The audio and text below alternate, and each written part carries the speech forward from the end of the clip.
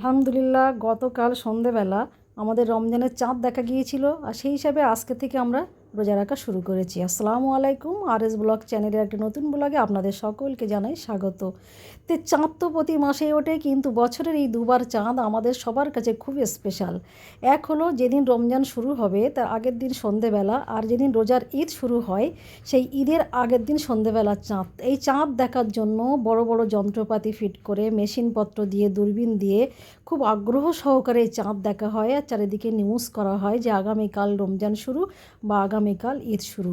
যাই হোক, এই চাঁদ দেখার একটা দোয়াও আমাদের আছে, আমরা এই দোয়াটাও পড়ে থাকি। খুব আগ্রহ সহকারে আমরা ছোট বড় সবাই অপেক্ষা করি সন্ধেবেলা আকাশের দিকে তাকিয়ে চাঁদ দেখার জন্য। মেঘলা আকাশ থাকলে চাঁদ দেখা যায় না, যেহেতু গতকাল আকাশ খুব পরিষ্কার ছিল সেই জন্য চাঁদটা আমরা সবাইকে স্পষ্টভাবে দেখতে পেয়েছি। তা রমজানের প্রস্তুতি নেওয়ার জন্য বাড়িতে চলে এসেছে ছোলা, বেসন, তেল, খেজুর আর যে চিনি, মানে যা যা মোটামুটি লাগে এই যে চলে এসছে। আরও অনেক কিছু আসবে। তারপর কিছু ফলও আনা হয়েছে। তো একদিনেই তো শেষ না, 30টে রোজা, অল্প অল্প করে আনা হয়েছে। কম বেশি 2-4 দিন পর পর আবার আনা হবে, একসঙ্গে সব কিছু আনা হয় না। একসঙ্গে 1 মাসের জিনিস স্টোর করে রেখে লাভ কী, মানে 3-4 দিন 5 দিনের জন্য আনা হয়। আর আমাদের যেহেতু সদস্য সংখ্যা অনেক বেশি, আমরা প্রত্যেক দিন 12-13 জনের মতো ইফতার তৈরি হয় আমাদের বাড়িতে।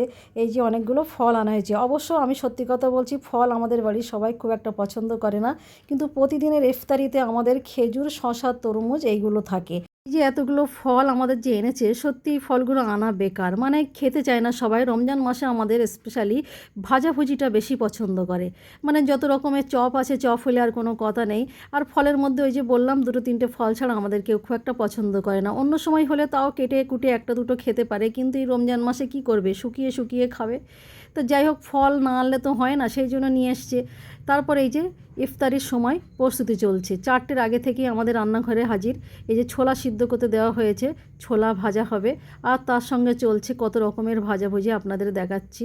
এদিকে চলছে আলুর চপ, বেগুনি, তারপরে হলো পেঁয়াজু তো থাকবেই। আসলে বন্ধু সত্যি কথা বলতে, মানে আলুর চপ কিংবা বেগুনি কিংবা কুমড়োর চপ, মাংসের চপ, ডিমের চপ, যে কোনো 2টো চপ আমাদের থাকে। আর পেঁয়াজু এই জন্য করা হয় যে ব্যাটারটা বেশি থাকে, তার মধ্যে একটু পেঁয়াজ আর কাঁচা লঙ্কা কেটে দিয়ে পেঁয়াজু করতে আর কি। ওই জন্য প্রত্যেক দিন পেঁয়াজুটা আমাদের মানে এক্সট্রা আইটেমের মধ্যে হয়ে যায়। এই যে পেঁয়াজুগুলো বানানো হয়ে যাচ্ছে, একে একে চপ বানানো কমপ্লিট হয়ে গেলে আরে সমস্ত পাত্রে সব কিছু তুলে নিয়ে আমার বোন কিন্তু কিভাবে সাজাচ্ছে দেখুন। প্রত্যেক দিন আমার বোনের দায়িত্ব সবার পাত্রে পাত্রে এরকম ইফতারগুলো সাজিয়ে দেওয়া। আপনারা দেখতেই পাচ্ছেন 2 রকম শরবত হয়েছে, এই যে বাতাসার শরবত হয়েছে, আর সাদা পানি দিয়ে লেবু দিয়ে চিনি দিয়ে একটা শরবত বানানো হয়েছে, যার যেটা পছন্দ সে সেটা খাবে। আর সবার পাত্রে খেজুর, ছোলা ভাজা, মুড়ি আর বেগুন এগুলো দেওয়া হয়েছে। আর ফলের মধ্যে কাটা হয়েছে আজকে শসা, আঙুর, তরমুজ, আর অন্য অন্য চপগুলো পাত্রে রাখা হয়েছে, যে যার ইচ্ছা মতো খাবে। তো বন্ধুরা, আজকে আমাদের ইফতারের আইটেমের মধ্যে এইগুলো ছিল। তো আমাদের খুব আনন্দ হচ্ছে, এই যে একটা মাস যে আমাদের কত আনন্দের আর মজার মাস কি বলবো। মানে আজ তো সবে শুরু, এখনও কিন্তু পুরো মাস বাকি আছে। প্রত্যেক দিন কী কী ইফতারি হবে আলহামদুলিল্লাহ সময় পেলে অবশ্যই আপনাদের সঙ্গে শেয়ার করব। তো আজকে আমাদের প্রথম ইফতারি কেমন হয়েছে অবশ্যই কমেন্ট করে জানাবেন। আর এই চাঁদটা আমরা কিন্তু আবার 1 মাস পরে দেখতে পাবো ঈদের খুশিতে। তো আজকের ভিডিওটি এই পর্যন্ত, থ্যাংক ইউ।